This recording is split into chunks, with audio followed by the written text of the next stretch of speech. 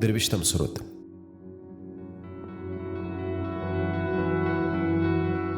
مازدیګر د لمر ساډوبی په افق کې د لویدیځ اسمان لمنه تکه سره ده.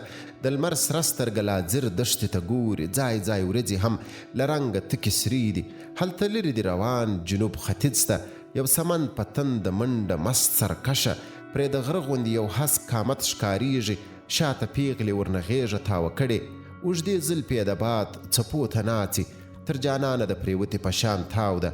دوه بدنه پر یو بل خواږه تاوده دي، غېږه ډکه د زرینې له جانانه، دا شیبه ورته ژوند ښکلی پر جهان دی. پهلوان نه مرمرینې مټې تاوې، بندیوان د چا د غېږې د زندان دی. نن شپه ټوله د جانان تر څنګ سفر دی، د ښایست او مینې تاج نن پر سر دی. کک که تږی سو د یار سترګې به نوش کړي، د جانان شونډې به وتښې تر مستیه، د ملکې عشق یې نن زړه کې خروش کړي.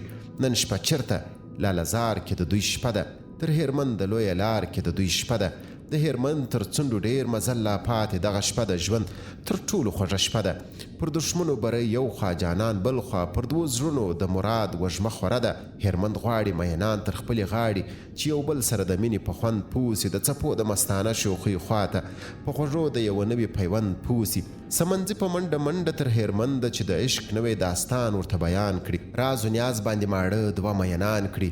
عشق د لویو حماسو دی، د منځ ټکی عشق د هرې اتلوالی د زړه زړی، د عشق شور دی چې ودان لوی ساکستان دی.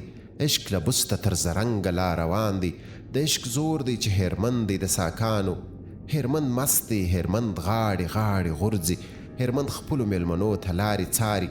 هرمند تږی دی چې راسي دوه میینه، د څپو تندی یې کښېږدي پر لمنه. پیړۍ وسوې چې هرمند څپې څپې دی، مست سرکشه او ډک له شور له هیبته. سیند د کک زرینې عشق ته سلامي دی، له هغه وخته تر ننه لا جاري دی.